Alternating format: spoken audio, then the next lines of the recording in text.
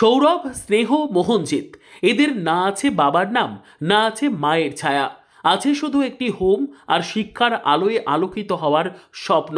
কিন্তু সেই স্বপ্নে আজ ছেদ টেনেছে একটি কঠিন সরকারি প্রক্রিয়া, এইচআইআর বা ভোটার তালিকার বিশেষ সংশোধনী, যা আজ তাদের গোটা ভবিষ্যৎ অনিশ্চয়তার মুখে ঠেলে দিয়েছে। আমাদের তো কোনো কাগজপত্রই নেই, তো আমরা ভবিষ্যতে কিছু হতে পারবো কিনা আমরা নিজেরাও জানি না। পশ্চিমবঙ্গে যখন এইচআইআর এর কাজ চলছে, তখন সমাজের এক বিশেষ দুর্বল অংশ আবাসিক হোমের অভিভাবকহীন যুবক যুবতীরা পড়েছেন গভীর সংকটে। উত্তর 24 পরগনার বসিরহাটে হোমগুলিতে বেড়ে ওঠা এই ছেলে মেয়েদের দুশ্চিন্তায় রাতের ঘুম উড়ে গেছে, কারণ কাগজপত্রের ফাঁদে আটকেছে তাদের ভবিষ্যৎ। আমার যে কাগজপত্র নেই, আর আমি একদম অনাথ, আর আমার বাবা মা কেউ নেই, বাবা মা, তাই এই কাগজপত্র না থাকায় আমি এই হোমে এখানে এসেছি। তাই আমার এখনো পর্যন্ত কোনো ভালোভাবে কাগজপত্র তৈরি হতে পারিনি। তাই আগামীকালে ভবিষ্যতে কি হবে, পড়াশুনো করে কি এই দেশে কি নাগরিক হতে পারবো কি হতে পারবো না, সেই বিষয়ে আমি এখন চিন্তায়। বসিরহাটের একাধিক হোমে 6 বছর থেকে 22 বছর বয়সী প্রায় 25 জন অনাথ ছেলে মেয়ে রয়েছে। এদের মধ্যে অনেকেই এখন যুবক যুবতী।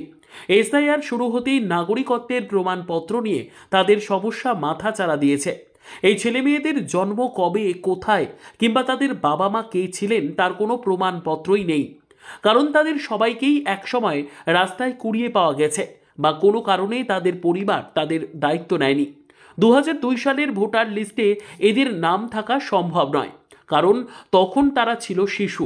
স্বাভাবিকভাবেই তাদের বাবা মায়ের নামও কোথাও খুঁজে পাওয়া যাচ্ছে না। হোম কর্তৃপক্ষ সুদেষ্ণা মণ্ডল এবং পম্পা মণ্ডলের প্রশ্ন, ওদের তো কেউ নেই, তারা কিভাবে দেশের নাগরিক স্বীকৃতি পাবে? ডিএমকে জানিয়েছি, জেলা প্রশাসনকে জানিয়েছি। এখন কাগজপত্র তো ওদের কিছু তৈরি করতে পারিনি।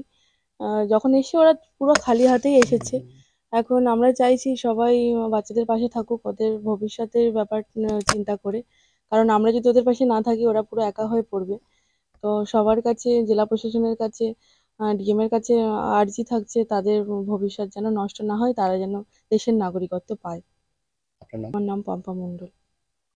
এসআইআর এর উদ্দেশ্য অবশ্যই ভোটার তালিকা নির্ভুল করা, কিন্তু যারা স্বেচ্ছায় কাগজপত্র জমা দিতে পারছে না তাদের সমস্যা একরকম, কিন্তু যারা অনাথ, অভিভাবকহীন, যাদের জন্ম পরিচয়ের কোনো প্রমাণ নেই, তাদের জন্য এই প্রক্রিয়া কার্যত এক অসাধ্য সাধনের সামিল। এরা তো আর অনুপ্রবেশকারী নয়, এরা এদেশের মাটিতেই জন্ম নেওয়া অসহায় সন্তান। রাষ্ট্রের উচিত এই শিশুদের দেখভাল করা এবং তাদের নাগরিক অধিকার নিশ্চিত করা। তাহলে এর সমাধানের পথ কোথায়? Bureau report, digital news Bangla.